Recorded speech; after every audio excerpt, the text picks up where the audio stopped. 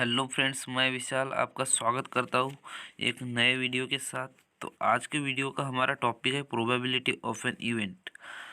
Probability and event, ये दो words यहाँ पर इम्पोर्टेंट है। प्रोबेबिलिटी को तो हमने पिछले वीडियो में जाना ही है कि प्रोबेबिलिटी क्या होता है। तो मैं शॉर्टकट आपको बता देता हूँ कि probability is nothing but the possibility of any condition.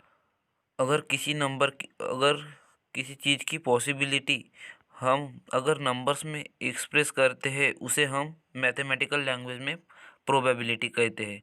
In mathematical language, when possibility of an expected event is expressed in numbers, it is called as probability. मतलब कि हम किसी भी चीज़ की पॉसिबिलिटी को हम अगर नंबर्स में एक्सप्रेस कर रहे हैं, उसको मैथमेटिकल लैंग्वेज में प्रोबेबिलिटी कहा जाता है।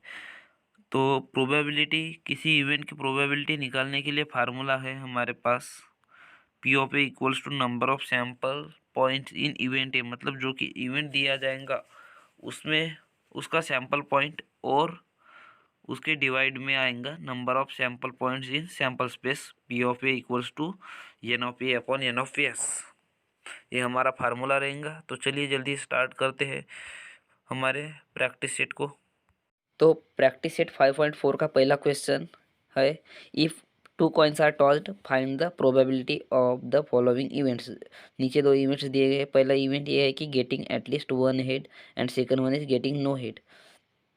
If two coins are tossed कह रहा है, अगर हम दो कॉइन्स टॉस कर रहे हैं, मतलब पहले एक ही टॉइन टॉस कर रहे हैं, तो एक टॉइन एक कॉइन टॉस कर रहे हैं, तो एक कॉइन टॉस कर रहे हैं तो उसके आउटकम्स रिजल्ट्स हमें दो ही मिलते, एक तो हेड मिलेगा या फिर टेल मिलेगा। तो सेम इसी तरह हमने दो कॉइन्स को टॉस किए हैं, तो उसके लिए हमें दो इवेंट दिए गए हैं कि गेटिंग एटलीस्ट वन हेड, मतलब जिसमें कम से कम एक हेड आना चाहिए। तो पहले हम सबसे पहले सैम्पल स्पेस निकालेंगे जब हम दो कॉइन टॉस करते हैं उसका। तो हमारे पहली स्टेप में हम लिखेंगे कि let S be the sample space, जो कि यस है एक ही सैम्पल स्पेस है। उसके बाद हम सैम्पल स्पेस निकालेंगे। तो सैम्पल स्पेस निकालने के लिए हम यहाँ पर लिखेंगे if two coins are tossed.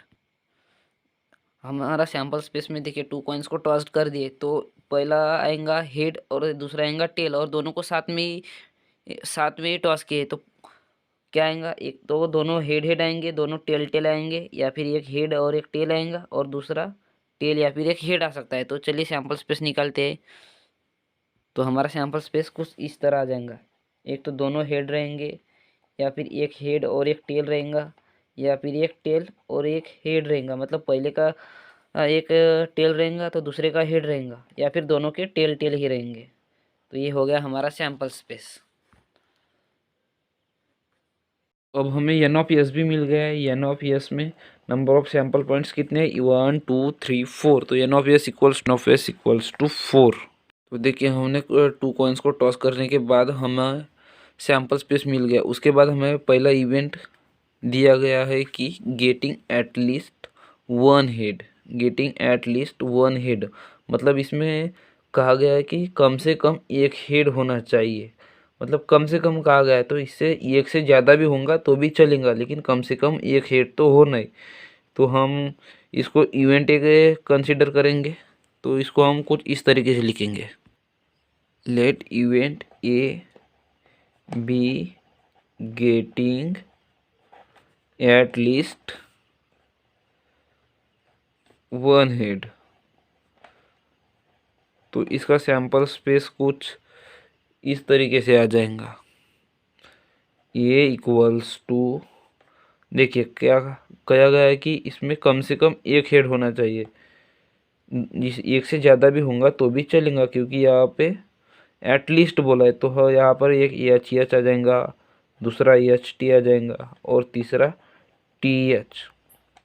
कि अभी हमें इवेंट ए के लिए सैंपल स्पेस मिल गया है, तो नंबर ऑफ सैंपल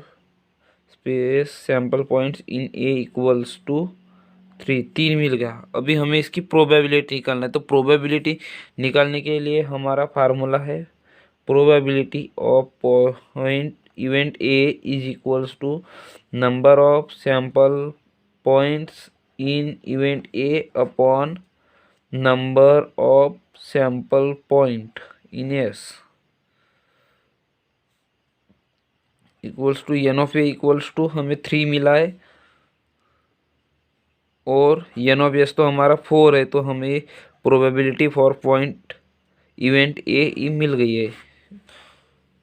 अभी हमने पहले इवेंट के लिए प्रोबेबिलिटी निकाली। अभी हमारा सेकंड इवेंट ऐसा है कि गेटिंग नो हेड, मतलब जो हमने टू कॉइन्स को टॉस किए थे, टॉस करने के बाद हमें जो रिजल्ट मिला था उसमें से ऐसा रिजल्ट कि जिसमें हमें हेड नहीं मिला है।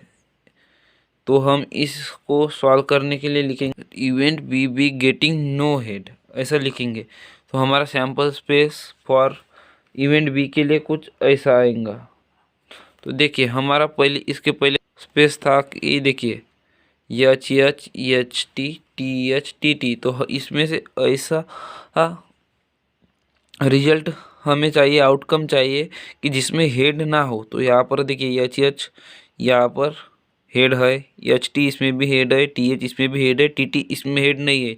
तो ये एक ही ऐसा आउटकम है जो कि हमारे कंडीशन को सेटिस्फाइड करता है। तो यहाँ पर एक ही आएगा ये। तो हमारे सैम्पल स्पेस में टी टी करके एक ही आउटकम आएगा। तो अभी हमें इवेंट बी के लिए भी सैम्पल स्पेस मिल गया है। तो हम अब लिखेंगे N of S equals to 1 आएगा, sorry N of B equals to 1 and after that probability निकालेंगे इवेंट बी के लिए। तो हमारे पास फार्मूला है P of B equals to N of B upon N of S. तो इस फार्मूले में हमें वैल्यूज पुटअप कर देना है। Probability for event B equals to number of sample space in event B upon number of sample space.